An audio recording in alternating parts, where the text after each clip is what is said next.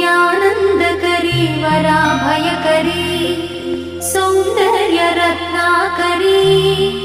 निर्धूताखिल पापनाशनकरी प्रत्यक्ष माहेश्वरी प्राणेयाचलवंशपावनकरी काशीपुराधीश्वरी